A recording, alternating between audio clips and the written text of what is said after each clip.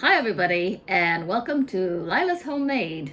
I usually have cooking videos on this channel, but I have now picked up a new hobby, which is pottery, and I really enjoy it, and my aim is to actually replace all the dinnerware with my homemade stuff, and then when I make cooking videos, I can actually serve my cooking on my homemade plates. So I rebranded the channel from Lila at Home, which probably is still relevant to even making pottery, to Lila's Homemade, because it'll be homemade food and homemade plates as well. And I could potentially even add other homemade things, like I'll do a lot of craft. One of the other things that I like to do, for example, is knitting. A while ago, I posted a video of throwing off the hump. So that's where you have a big piece of clay, you center the top bit, and you just make something out of the top bit. I'll add the link in the description below for that little short video that I made. It was a lot of fun. The reason why I wanted to throw off the hump to make little egg cups is to use them as glaze testers. People usually test their glazes on tiles just to see what it looks like on the particular clay. Sometimes they make this little like upside down T shape where they dip the glaze on the top and they put that in the kiln to see what it looks like. But I think it's better to test your glazes in a shape that actually is what you're going to make. So because my aim is to make cups, mugs for the kitchen, for personal use, I like to make functional items. I thought that actually throwing little egg cups would be useful because it does pull as if, that's like the shape of a cup or a bowl. And that would be what the glaze looks like on the final product. In that video, I was throwing with white clay, that one there. These are thrown out of white clay. But I then did another one where I throw it with my other clay that I have, which is buff stoneware. Now that I've got them out of the kiln, I've done all of the glazes and I've layered them. I even took note on my computer in terms of what glazes they are. What I did with these little egg cups is I scratched little letters underneath it so that I know, okay, like this one is G, and I can put it on my spreadsheet to say, okay, G is how did I do G, so that I can replicate it in another time for another item. So let's go through it. Now, at the moment, I only have 5 dipping glazes, and they are Tenmoku, Cobalt Blue, Celadon, Floating Green, and Haystack. I do also have a brushable Mako Seafoam, but I only use Seafoam on one of the items here. So let's see what they look like. So that's on a white clay, and that's on buff stoneware. Although you can actually see some streaks of white here, and that's because I was using reclaimed clay, and it just happened to have I accidentally put some reclaim, some bits of trimming maybe, or bits of throwing from white, and it kind of made those streaks, which I found very interesting. So I'm making another set of things using kind of like mixed clay, and I'm making tumblers, but that's for another video that I will post here on this channel as well. So this one is where basically I dipped everything, the whole thing, in floating green. It's interesting to see how these little dots here, I think floating green is quite a reactive one, and so it does kind of have its own flavor, I guess.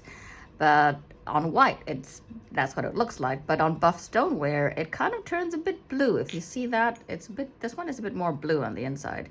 And more interestingly, is on the outside, almost like it's just a clear glaze. And I don't know whether that's how I did it, but we'll see when my tumblers come out, because this is how I'm planning to glaze the tumblers later on. This next one here was a surprising result for me, because I filled the inner with Celadon and dipped the rim as well in Celadon. Same thing with this one, but once again, you can see that actually one is more blue than the other. On white, it's this nice little light pastel-y color green, but on the buff stoneware, it's kind of slightly bluish. But then what I did is I dipped the outside in cobalt blue. And so let me see if I can get closer. You can see that there's these nice little patterns of blue. I love that. So that's inside and outer rim in Celadon, and the outside, or kind of like the bottom 2/3, in cobalt blue. This one is straight Celadon. I filled it with Celadon, tipped it out, and dipped the whole thing in Celadon, so that is a nice kind of even cover. And that's the same thing as well. But once again, you can see the streaks of white from the clay that I was throwing. You can see here there's a bit of white, and I just like how actually it doesn't really cover the whole clay. I like how the glaze doesn't cover it completely. I like that.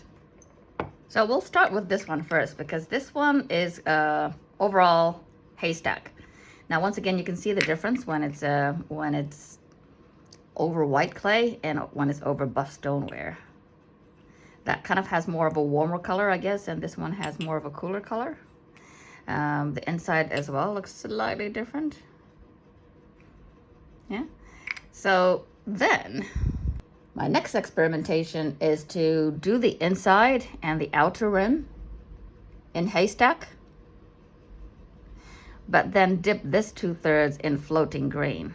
So that's kind of the color combination that comes out. I still really like that. I like how the haystack bleeds into the floating green. I do need to be careful because I noticed that the floating green tends to run a bit, so I don't really want that to be stuck in on a kiln shelf or anything.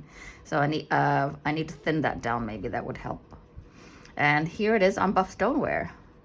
Probably not as clear as a gradation as that one, but still very beautiful colors.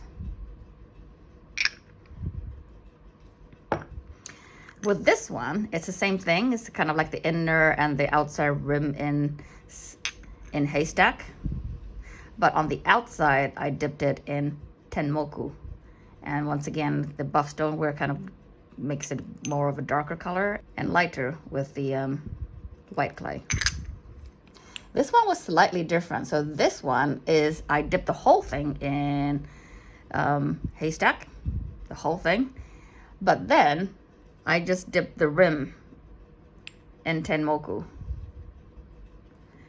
And here's what happened. So the Tenmoku kind of like bled down and melted down through the haystack. Once again, I probably need to just be a bit careful because I don't want that to kind of pull too much and stick on the kiln shelf. That was really close. I mean, look at that. But I really like the feel of it. It's so nice and glossy. Now this one, that one is very interesting. So that one is inside and the rim in haystack, and then the bottom 2/3 I dipped in cobalt blue. I do really like that streaky bit. Once again, I do need to be careful because I don't want it to be too drippy and potentially stick to the kiln. But if you see that one on white, you can see that patterning is just looks so nice. I love it. Now in the back row here, we have things that are primarily Tenmoku. I know that with glazes that have iron, you do need to soak it at 900 degrees for 1 hour, but because I'm glazing this at the studio, it's not like I can ask them to do that because they have a very big kiln, and you know, they can't really hold a temperature at 900 degrees for 1 hour just for me. But maybe when I get my own kiln, which is going to be a smaller one, I could try and see what Tenmoku looks like when it is soaked at 900 degrees for 1 hour. But here it is on white. You can see kind of like the nice, still it has kind of a nice gradation. This is 100% Tenmoku. Same thing as this, and that one is just slightly darker because it's on a darker clay, I guess. With this one, it's kind of all, it's like inside Tenmoku and the outer rim in Tenmoku. But I then dipped the bottom 2/3 in cobalt blue. So you can kind of see that the cobalt blue, dark blue there is coming out. But you can see it a bit here as well. Kind of almost like Tin's purple. This one was inside and rim in Tenmoku, and on the outside I dipped that bottom 2/3 in floating green. Once again, the floating green looks more blue on a buff stoneware. Still very pleasing results. It doesn't quite have, it has a clear line where the two glazes meet. So that one is the whole thing dipped in Celadon, but then just the rim dipped in Tenmoku, and that's how it came out. I also still like that. It kind of reminds me of almost like, I guess if you do it that way, it's like hills in the sky, especially on that color. So that could be an interesting thing to try to do on a mug, so that looks like the hill and the blue skies on a buff stoneware.